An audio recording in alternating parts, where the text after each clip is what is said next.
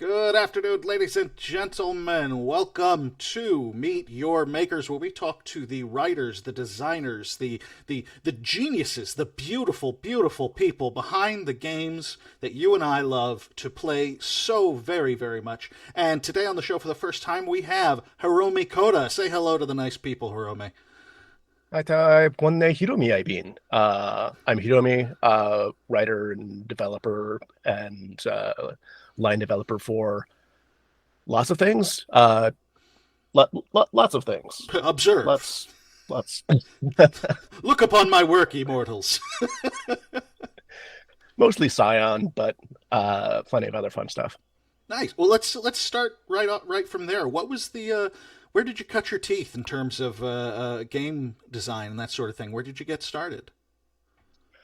Um, I got started with um, Mage 20th anniversary edition. I was working under Seder Satoru Brucato, who is, if you know Mage, you know that name because he is everywhere in Mage the Ascension. He's responsible for like 90% of the stuff. Um, and he was a friend of mine beforehand. And one point, the I at the time I was an adjunct professor teaching English, Mm-hmm. and the teaching market had just gone to shit. Oh yeah. So I was like, okay, well, let me find something else to do. Uh, Seder, how do I get started in writing? And I essentially talked his ear off, thus providing him with a writing sample. Uh-huh. Like not deliberately so, but that just ended up being how it worked. And so I got a little gig doing a chunk of Gods and Monsters for Mage 20. And from there, people just kept liking what I did, and my scope of work kept expanding until um, 3 years ago, 4 years ago.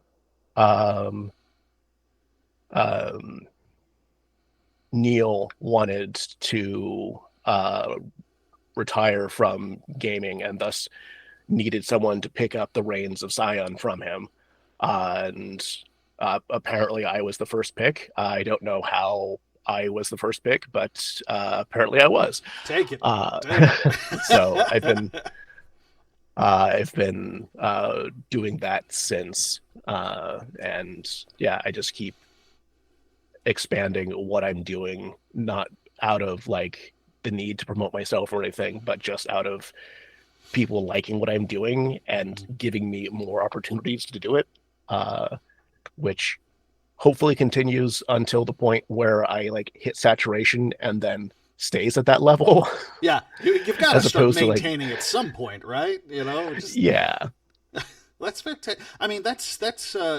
I'd say that's probably the right way to go about it. You can self promote yourself into an early grave if you're not careful and you don't actually deliver on everything that you're promising. So it just with developing that sort of reputation, that's probably the key, wouldn't you say? yeah. Certainly for the way that I want to approach things. I know that um, I know that there's plenty of people with higher profile careers with a smaller body of work than I have. Mm, Um, and I feel like if you're if you already have a high public profile within the industry and people don't like your work, then that's that's kind of a problem. oh, absolutely. And I'm not like trying to like diss anyone here. I just know that fellow developers have in the past gone with more recognizable names on books and been disappointed. And that's the last thing that I want to do to a developer, and especially the fans and the gamers who are playing the book. Hmm. So, Well, I think we all know yeah, that you're talking about me, and I'm more than willing to accept that as gracefully as possible. I'm not into the drama. I admit that my work has gotten lackluster in the past couple of years. No, I, I think it's kind of. I think that's always been one of the more admirable things about the crew at Onyx Path. It's why I've gravitated to it so much. There really isn't the bullshit in terms of all of the drama and the crap. We just don't have time for it. We're trying to make games, man.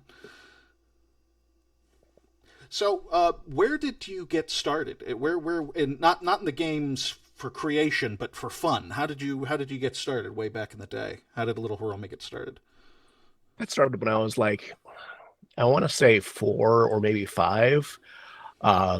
And my uncle, and this is important. My uncle's black. Mm-hmm. So like we're talking like 1984, 1985, around that time period. I've got a black GM for D&D first edition, and not even first edition red box, but first edition the magenta box, the last Oh, edition of D&D with ugly, ugly art. oh yeah. And I don't mean to be mean to the artist, but like they have to know it wasn't their best work. I mean, come Um, on. They probably also like figured no one was going to see it. that's probably true, and they were probably underpaid and Oh yeah. didn't have a whole lot of time to generate tons of art. But yeah, like way back in the day, before Redbox D&D,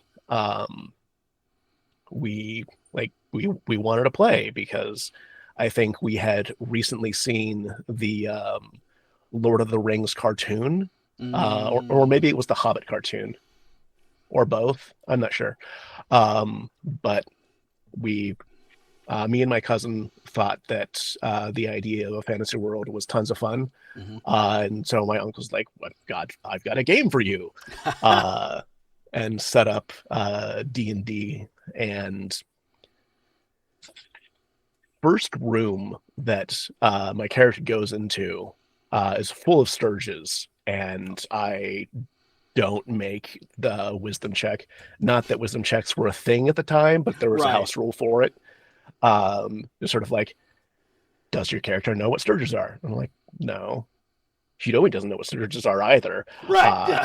And like from the description, like giant bird like giant mosquito like birds that with huge proboscises. And I'm like, this is just cool. I'm gonna just sit here and like study them and like take a look and like sort of soak this in. Oh, you're one of Uh, those and kids. Oh, that's good. I, I I was like, I'm gonna be like David Attenborough here, and I'm gonna like find out exactly what's going on with the Sturges.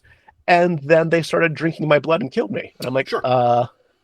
well, first room, dead. And I'm hooked. Yeah, that's a good start. That's a really good start. I love hearing these. I keep asking people on the show and otherwise, like, where'd you got started when it comes to gaming? And so many people say, like, I don't know, it was 4 or 5. And I got started when I was like 10 or 11, and my son is less than a year old at this point. So I'm like, okay, so you're saying I don't have to wait that much longer. Okay, reading you loud and clear. That's good. That's good. Yeah. Just get the geek in there as soon as possible. Um, so you started out on Mage 20. Was that obviously Mage was one of the games in your arsenal by the time you got to the point you were designing it. So you were a White Wolf person, just like a lot of people I've talked to? It was actually Shadowrun. Shadowrun was the big Ah, draw for me for a while. Ironically, I haven't written for Shadowrun. I've worked for, I want to say 15 or 20 companies at this point, mhm. and Catalyst isn't one of them yet. Um, Wow. I haven't reached out to them yet. Like I also want to work on Eclipse Phase, but I haven't had sort of the break in the schedule required for me to have the time to go out and do something justice. Um, it's something that I should go fix. Oh, absolutely, you should. But yeah, I just for whatever reason I haven't done Shadowrun yet. But like if I was about to say, I thought I saw some of those novels over there on the yeah, shelf. so it's hard to see them, but the novels go from here to here. Oh yeah. And then this shelf here is Shadowrun from here to here. Oh yeah, yeah, yeah. So like all that's Shadowrun, all that's Shadowrun. I love it. I love it. I remember playing the Genesis Mhm, game of that, and that was my favorite video game for the longest time.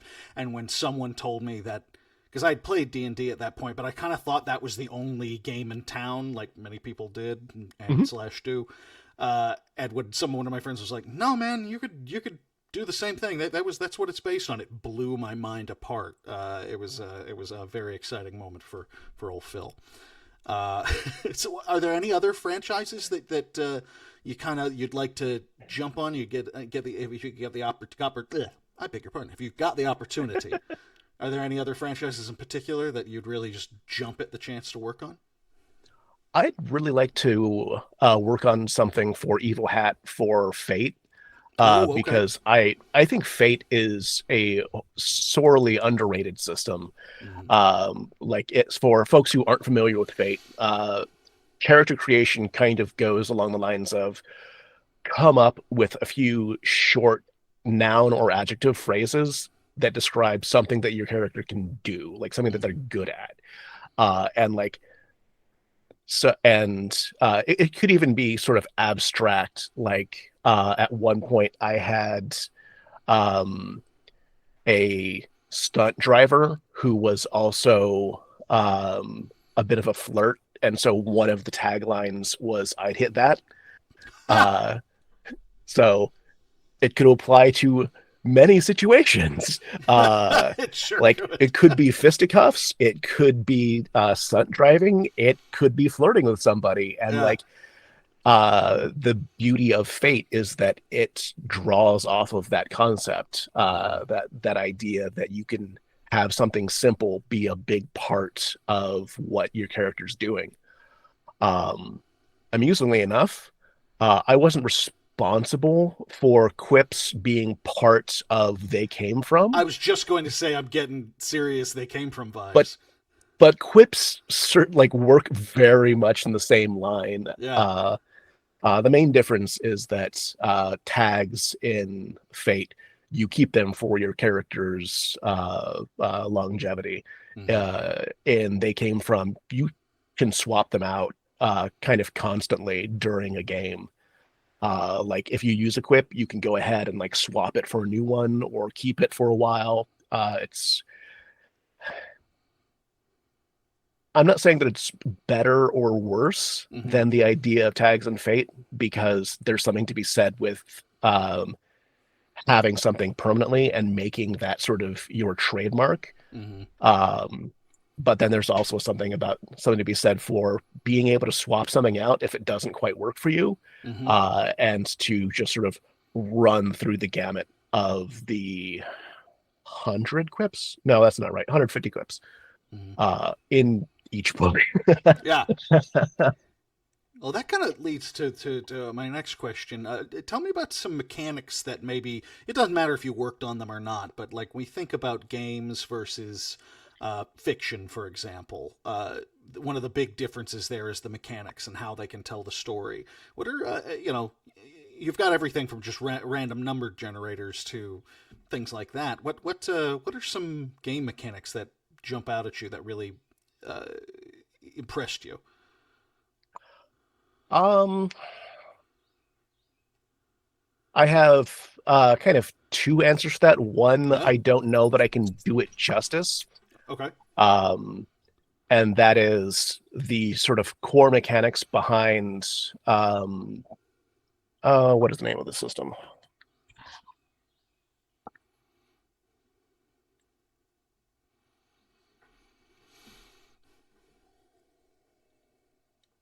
The one roll engine. That's it. Okay. So with the one roll engine, you have your fistful of d10s, Hmm.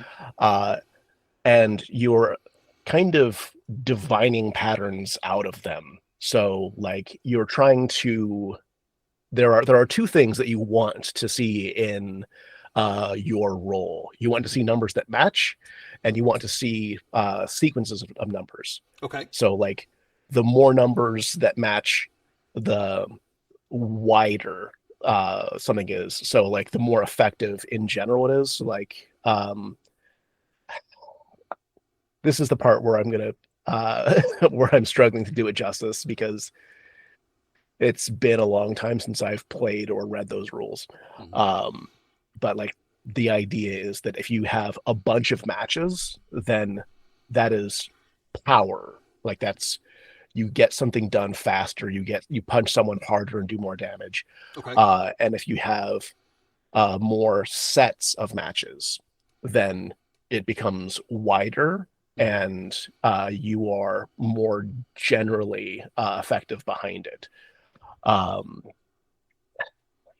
So it isn't even necessarily aiming for like the higher number so much mhm, as making them have some sort of sequence to them, having some matching or like a mhm. game of poker or straight or something like that. Yeah, like it's not Yahtzee, but Mm-hmm. you can clearly see parallels in how it's played, where you have one big cast of the dice, and then from that roll of dice, you start trying to figure out how those numbers can work for you. Right.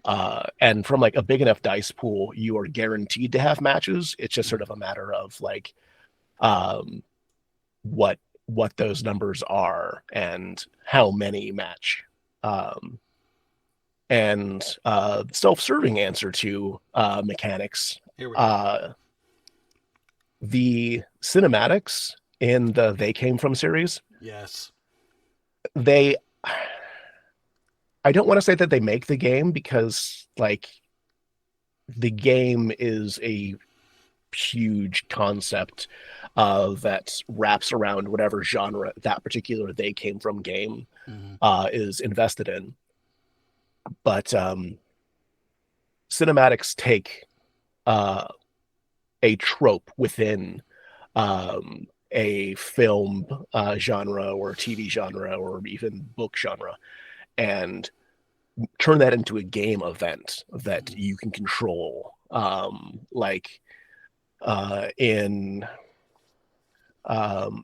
Cyclops' Cave, uh, I wrote the uh, cinematic Get in the Sack, Mm-hmm. which draws directly from a Slavic folk tale, uh, but is also featured in the very first episode of Jim Henson's The Storyteller, Uh-huh. where there's this soldier who has the sack. It's just like anytime he says, get in the sack, whoever he's speaking to just flies in and gets sucked into the sack. Mm-hmm. And uh, the sort of like core story there is that he imprisons death and no one can die and life gets all screwed up because death is a part of life. And if you Mm-hmm. remove it, then things go out of whack horribly. Um, that the consequences are not part of the power, but the hey, you get in the sack. I'm tired of fighting you. That's part of like that's the main thing there because there's always sort of the possibility that something's not going your way or you just don't want to deal with a character during a encounter and you just throw them in a sack. It's It's uh, the fantasy equivalent of Indiana Jones just pulling out the gun and shooting the guy instead of getting into an elaborate fight scene. mhm, yeah, I love it. It's 100%. fantastic. uh and there's also one in classified uh previously unclassified, uh, which is the great spy and heist movie trope of the flashback, Yes. where you have an encounter, it's not going your way. Uh, Bad guys have you at gunpoint. You've lost the MacGuffin. You just have all of the terrible things happening to you, and then you flash back to a scene that explains, no, no, no, that was your plan all along. Right. Right. And like all of those minions, those minions are actually your guys. And the gun in the main bad guy's hand, it's not actually loaded. It's full of blanks, and you just flip the tables on him entirely. And it's such an ingrained trope into the spy and heist movie, or the fiction in general. Like, I don't think I've seen or read a heist in quite some time that didn't have that trope in it. Like, it's Oh just yeah. so ingrained. And what kind of a game would we be making if we didn't let you do that? Absolutely. I think I've said this before. I'll say it again. I think the They Came From games might be one of the best role playing games out there for uh, converting people who've never played tabletop role playing games. We played a game of. I ran a game of Escape from Murder Lake, Camp Murder Lake, Mhm. on my bachelor party, and only one person in the whole group had had any real experience with role playing games on that stripe. Everyone else was just went along with it because I was getting married and they wanted to make me happy. But by the end of it, Mhm. everyone was super into it, and because the thing was is everyone there knew slasher movies. So it was like, well, it's like that. Do that, and they're, oh yeah, okay, I could do this, and they just went with it, and because it has more of a lighthearted feel to it, it allows them to be silly and fun with it, which sometimes with some games it's a little harder to have a lighthearted game of Cult, for example. You know, Yeah. that's not one you start people out on. Uh, but yeah, so let's get into that. Tell me a little more about Classified, for example, because that's a recent release. Yeah. So for folks who aren't familiar, They Came From Classified is a role-playing game where you play a spy, and spies come in all different kinds and shapes. So you could have like the adventurer, who is the sort of brash world traveler. You can have the provocateur, who's the flirty dilettante. You can have, I don't remember the name of it, but basically the like upper crust, very prim and proper Mm-hmm. type. You can have a detective who uh, could be essentially someone from another genre, sort of poking their head in, or it could be the more kind of um, thoughtful, uh, clue-oriented type of spy. So detectives go very well in the sort of Tinker Tailor Soldier Spy Sure. mold of spy films, and books. It's also a book. And um, with There's like a great sort of variety of spy films and media that's out there, and They Came From Classified takes inspiration from all of it. So if you want to do something serious and very restrained and very cloak and dagger, you might get backstabbed at any moment. Watch watch yourself type of spy thing. You can do that. Mm-hmm. You want to do just batshit stuff's exploding like James Bond. Yep, that's also very much encouraged. You want to just go completely bizarre and do awesome powers. That's also totally on the table. Mm-hmm. Um, and that's not just like part of the theme of the game. It's also enforced via mechanics. Mm-hmm. So one of the things I was talking about earlier, quips, is that you get like a series of quips, just like one-liners that you can say. Um, and if the rest of the group agrees that your quip is pertinent to what's happening, then you get a bonus on your roll. And if you use a quip enough times, it gets a very large bonus, as long as everyone else agrees that you're using it correctly. Sure. Yeah. If you're just throwing something out there and it doesn't make any sense, then people can veto it and be like, no, no, stop that.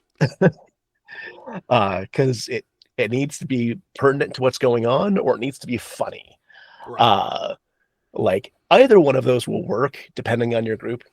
But like there there are quips that are just like perfectly in the genre, like did you bring protection? Talk about going out with a bang. Uh and ones that are a little bit more niche but very fun, like I'd challenge you to a battle of wits, but I have a gun, so put your hands up.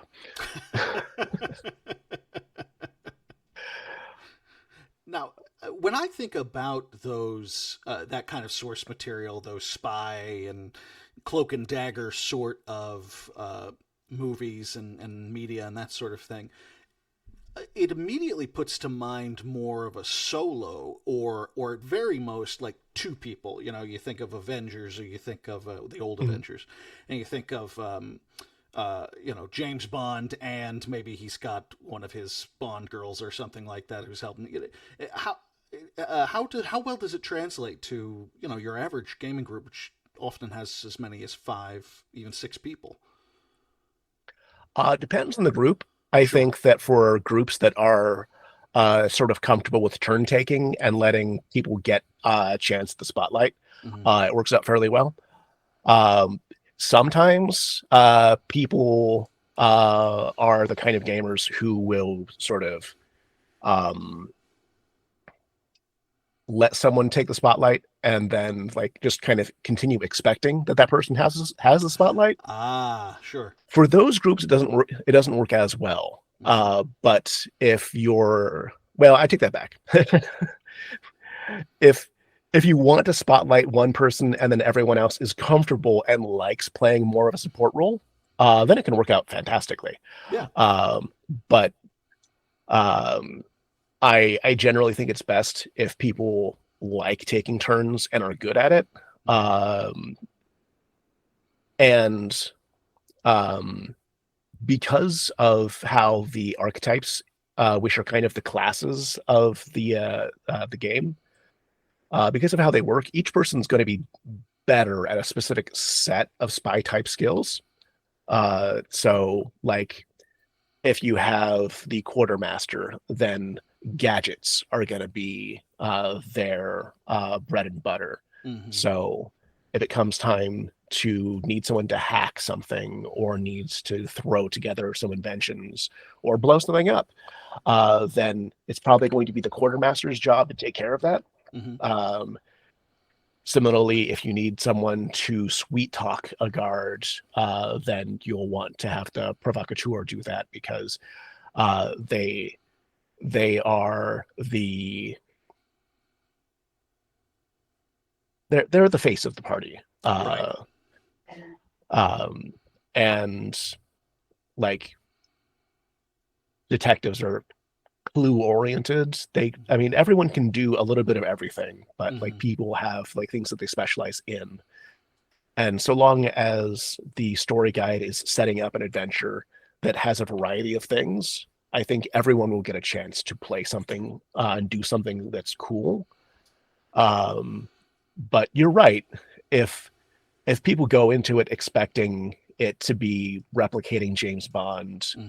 or one of the similar non-ensemble type of spy situation, then that could pose problems. So yeah, don't do that.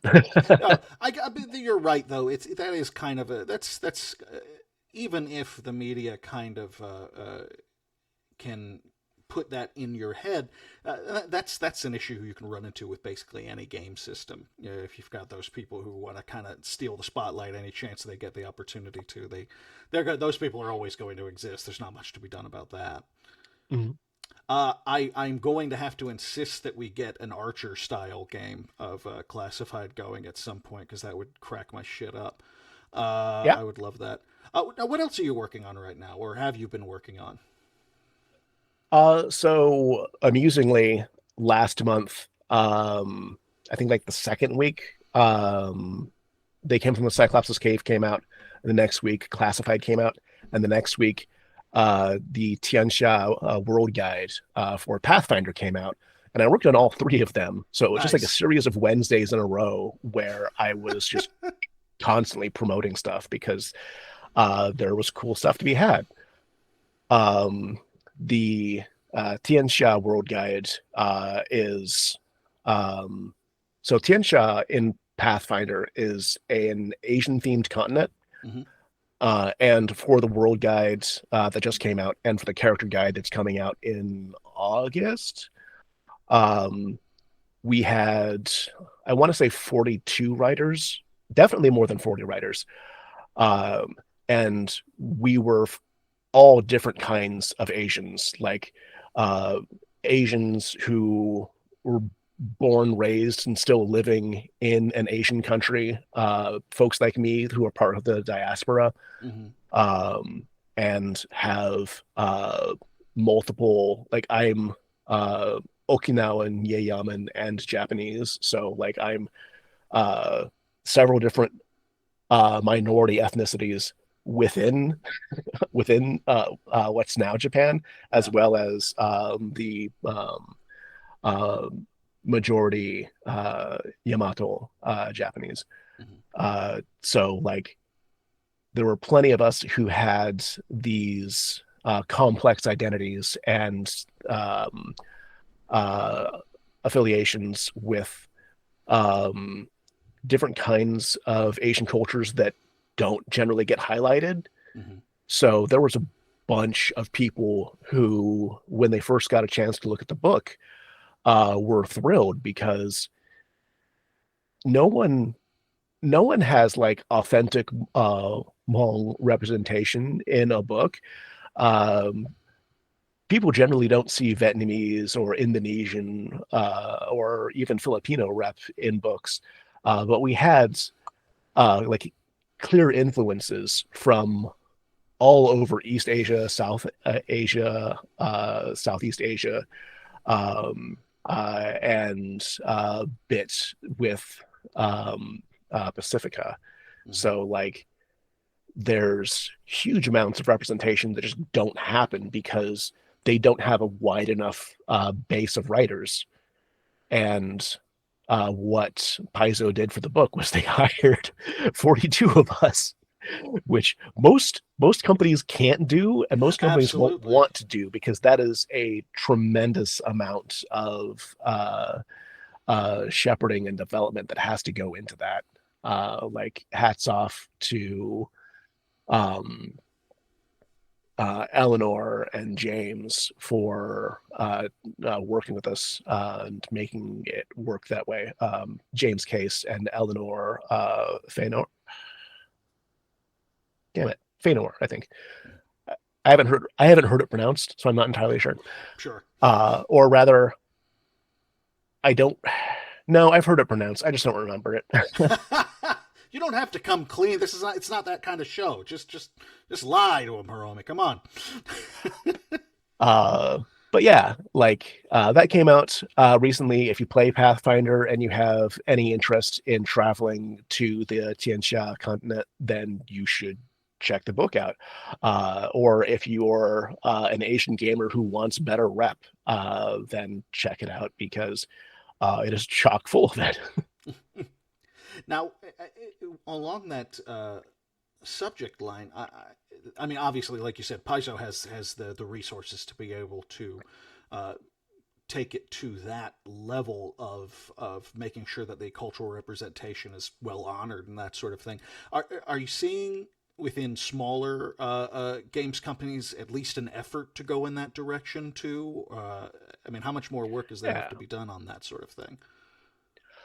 Um, it's kind of it's hard to put it into a single category. Hmm. So like with smaller companies, like the really small indies, there are some who they want to have the focus on people of color so strongly that like that's kind of like the main thrust of the book. You have folks who um, make a concerted effort. So there's like not exactly parody. Um, that's parody meaning equality, not Right. parody as in making fun of. Yeah. Yeah. Um, uh, and then you have some companies that don't care and are kind of dicks about the idea of equality in the first place. Yeah. Um, so like in the um, indie creating sort of sphere, there's a huge variety. So I would say that more work is always needed Mm-hmm. because um, people are complex and some people are jerks. Yeah. uh, like ideally, we would want to get um, sort of proportional representation, Mm-hmm. which at least in the US means like 40 odd percent of the content is not about white folks. Right. Right. Which like even saying that is like hard to imagine just When you because say it out loud, it's like, oh Jesus. Okay. Yeah. yeah, Wow. yeah, just like just speaking statistically, it's like yeah, we're not there. That We is. want to be there, but That like is. Yeah. it's uh yeah, it's always work in progress. The bigger companies have the money to do it, and as long as they have the will to do it, then it works out pretty well. Um, and like sort of the mid-level companies like Onyx Path, um, it's complicated. Mm-hmm. There aren't a whole lot of developers of color at Onyx Path, but there's a large pool of writers of color, as well as and in terms of like LGBTQI a plus folks, there's tons of us. There's tons of queer writers and developers. So like representation on that front's well covered. Mm-hmm. And uh, I I did kind of informal demographics for like a few books that I worked on and was kind of surprised just be like, wow, queer creators are actually outnumbering like cis het folks, and it's not even close. I'm like, all right, good. Have got strong representation along those lines. Um, but yeah, I think we're way away from like um, ideal representation, like Mm-hmm. proportionate representation, but it's getting better. It's certainly better than it used to be. Oh, sure. Like I know some of the writers who wrote the first edition Pathfinder version of Tianxia, and none of them were people of color, which is weird when you're creating a thing about Asia, or at least that's Asian inspired. Sure. And it's not the only book that has had that kind of trajectory Well, or origin. I should but say. speaking as a white writer, I can say that that's weird now, but I absolutely, as little as 10, 15 years ago, could see it being like someone asking me like, hey, would you be interested in working on this campaign setting that's based on a culture that you do not belong to? And I'd go, well, I'd have to do some research, but be happy to do it. And nowadays it'd be like, well, who else is working on it? How are we? That's it's amazing how much can change in given enough time. What else? Anything else you're working on that you wanted to mention? Uh Scion fans know that I'm working on rock gods and road trips, as well as mythic shards. Uh, Rock Gods and Road Trips, I can tell you is about the idea of so in Scion, all the characters are children of gods Mm-hmm. or of titans or some other mythic creature, but almost entirely children of gods. And what if you were also a gigging musician? So what if you were on the road on the path to stardom at the same time that you're on the path to godhood? Uh, and so we have adventures to go with that. We have a system, an adventure generating system that is designed for you to make shorter adventures that fit in to a busier schedule. Mm-hmm. I call it the Mythic Engine because I'm pretentious, and also it's just a good name. Oh, Uh, it's solid. Yeah, yeah. like the idea behind it is that like uh, if you want to have a one shot in the middle of your game, like maybe someone's out sick, maybe the story guide is tired and doesn't want to prep, you can just use the Mythic Engine to create an adventure on the spot Mm-hmm. and then have fun playing something that is well within the tropes of an episodic game where you are a bunch of adventurers on the road uh, uh, trying to record or trying to get to your next gig. Um, and there's a lot of fun with that. Um,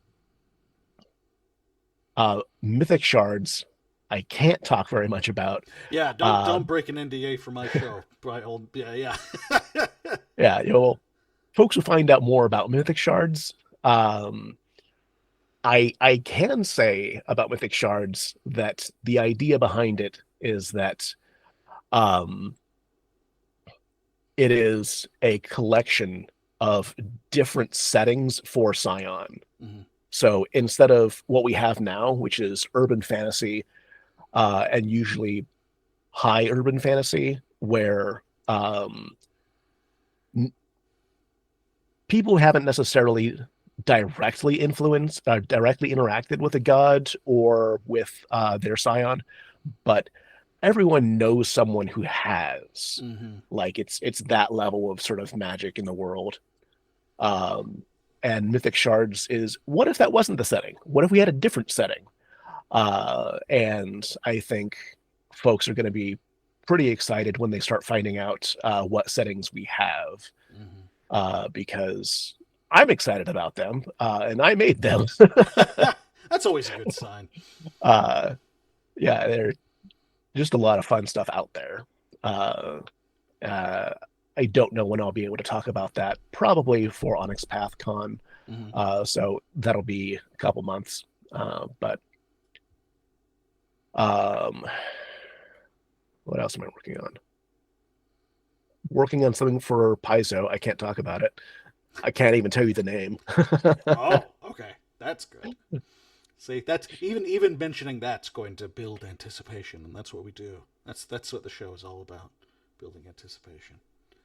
Um, Back to your background and your earlier influences and that sort of thing. What were some non role playing game influences on your writing, on your work, that you bring, basically bring from your tool shed, to work on this stuff?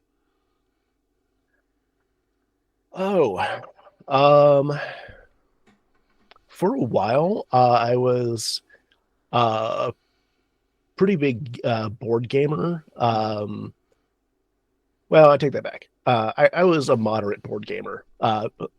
Heavy compared to most people, but moderate compared to people who have just like entire shelves of board games. Oh yeah. Um, uh, but like sort of all of the new classics, Ticket to Ride, Mm. Carcassonne, Settlers of Catan, all of that stuff. Um, One of the things that kind of sticks out in my head, just because it has really cool game design, is Small World. Um, And the idea with that is that it's a territory capturing game where you have a fantasy army. Uh, so it's like some kind of fantasy race could be like elves, dwarves, pixies, giants, orcs, something of that nature, and then they'll have a randomized ability on top of that. Um, and the idea is that you want to capture territory by beating up the other players and covering as much of that small world as you can. Mm-hmm. Um, but at a certain point, you run out of units to put onto the board. And at that point, you can do what's called going into decline, where you reduce your presence on the board to a minimum. So, like, if you had a big stack of like 10 units on one square, now you just have one unit on that square. And then you bring another race into it. Like, you just go draw a new race and a new power. And Oh, okay. and you still get points for all of the territory that you control with the old faction you controlled, but now you also get points for the one that you're conquering territory with now. And at a certain point, it's kind of encouraged that you fight yourself because otherwise you can't claim that territory. Like, you get points either way, but you don't have control unless your current faction is on it. Like, someone else could steal it from you, and maybe you don't want that to happen. So it's a relatively simple game that creates very complex thinking and sort of how confident do I feel in my ability to maintain control of this area. There are a bunch of other games that I played that are probably more complex or crunchier or possibly even better designed, but Small World always kind of stuck out to me just because it had just enough crunch behind it to lend itself to really interesting gameplay. There was also a improv game that I played just tons of that it has an official version, and that's not the version we played. Of So, course. Well, it's improv. like, How could you go with the official version? Come on. yeah, like I could name the game, but it's not really important because we didn't play that version of it. Right on. Right on. We do have a question from the chat here. They're asking. They want me to ask you about Scion No Gods No Masters. So Scion No Gods No Masters is kind of a um, adventure arc. So it takes the idea that in Scion, where you have all of the gods of all of the cultures of the world, you have one faction of rebellious gods who want to remove godly control from the earth. They want to just eject all of the gods into their own universe and let humanity just be humanity. Mm-hmm. Or in some cases, they want to be the ones in charge. I didn't know if What? you picked up on the fact that they might be villains. What? Aw, man. uh, and there's a lot of who do you side with and why, and how do you shape the world. Mm-hmm. And that book's been in development for quite some time. Um, there were some personnel shifts that happened with it, not because of anything that anyone did. Like, uh, it's not anyone's fault. It's just that life happens sometimes, Oh and yeah. that means that books get put behind schedule. So, um, I think that book was in development before I came on Mm-hmm. as the line developer or creative lead for Scion, and then it came back to me, uh, and I gave a bunch of notes because it wasn't done when it came to me. It was just what they had at the time, and they were like, "Okay, so we know we're not done. Tell us what we need to do to be done." because we don't have direction right now. Mm-hmm. And so did that, and um, they they revised it and came back with it, and it looked great. Looks like it'd be a lot of fun. Um, I think I think it's in layout now. Mm-hmm. I'm like 90% that it's in layout right now. So it's I'd like to say soon, but like soon with like a trademark logo Uh-huh. after it, Yeah. because Soon for the age that we're in right now. yeah, because the publishing industry is always that there are always things that you can't predict and things that you can't see. Like, Mm-hmm.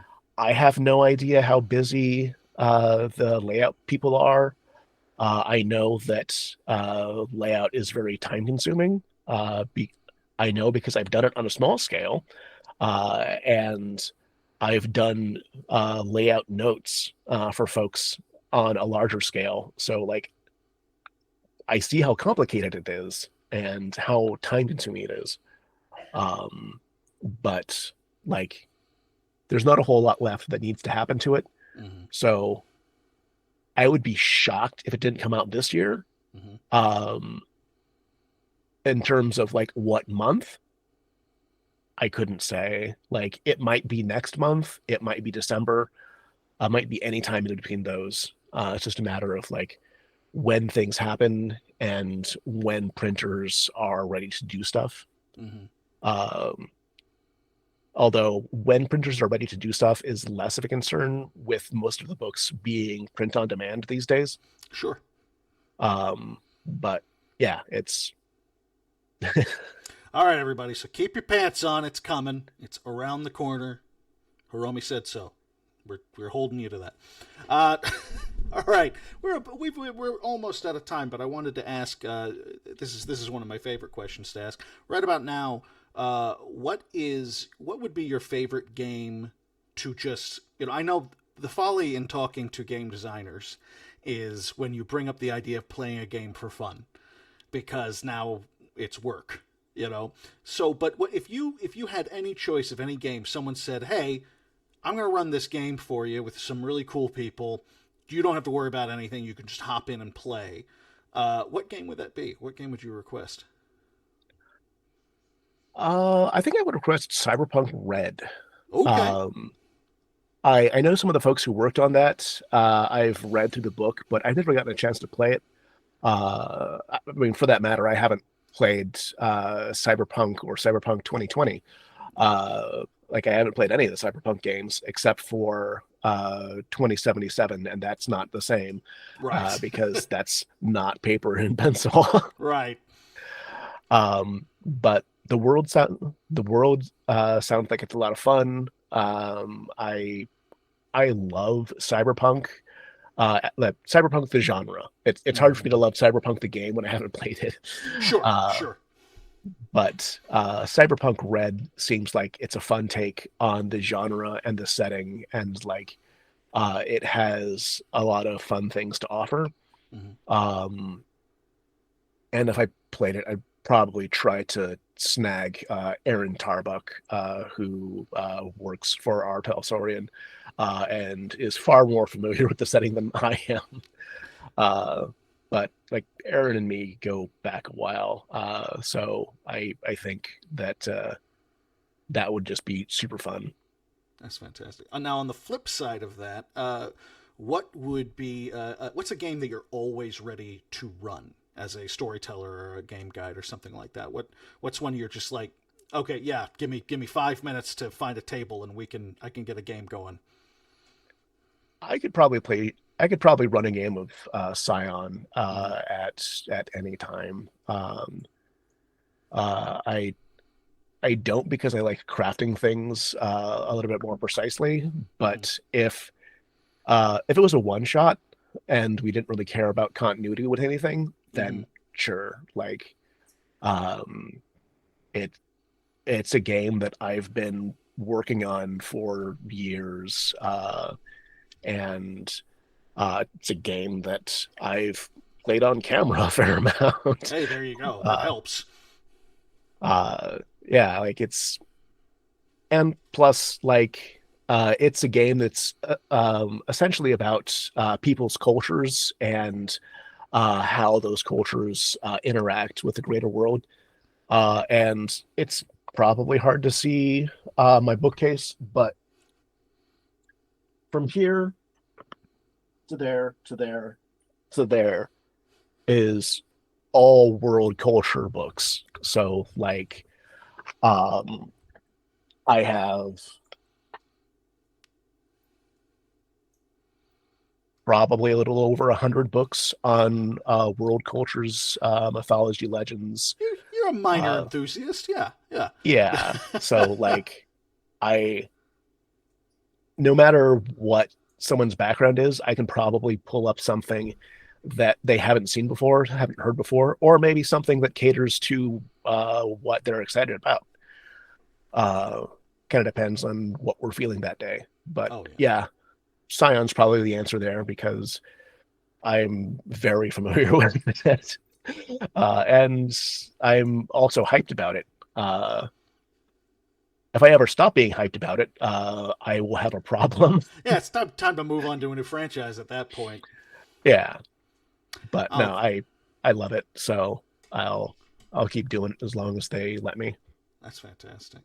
Well, thank you for joining me, Hiromi. Is there anything else you want to plug? Where will the people find you if they were looking for you? Best place to find me is on Blue Sky, where my handle is just Hiromi.Cota, I think.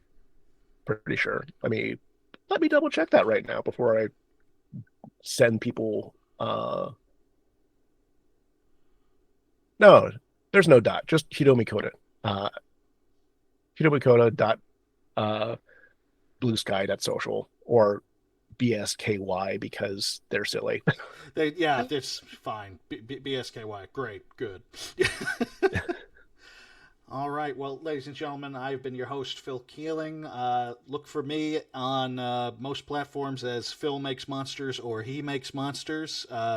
Check out my podcast, Pixel Lit, the greatest podcast dedicated to video game novelizations because it is the only podcast dedicated to video game novelizations. We cornered the market for you. And if you want, you can pick up my first horror novella, Juice, available on Amazon and wherever other pulpy novels are sold. Thanks again, Hiromi. This has been a fantastic time. I really appreciate you joining us. Yeah, thanks for having me. It's been a blast. All right, ladies and Also, gentlemen. also Yes, not to derail you, derail. but I'm going to derail you. Do it. Do it. I demand that you Has do your it. podcast covered the Doom novelizations? We have them.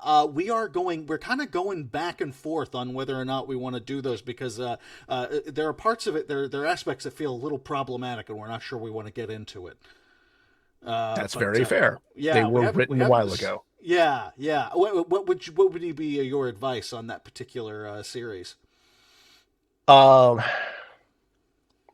I don't know that I remember enough of the details to give good advice. I remember reading them in like the 90s, Mm-hmm. and I know that they kept coming out past then, but I I don't think think I it's. read those I don't versions. even know if it's the book content themselves, as much as it's the authors feel kind of like right wing shitheels, and Oh, yeah, yeah. I think that might be more or less what it comes down to. But that does happen in a world of media. yeah, Yeah. that's unfortunate. It is. It is. But what are you going to do? We can't control the world. We can only control who we platform. Right? I've been Yeah, told that you can't control that, but I doubt that very much. So, thank you very much for joining me, Hiromi. Ladies and gentlemen, we will be back on in a couple of weeks with Danielle Luzon. So please join us then. In the meantime, in between time, bye.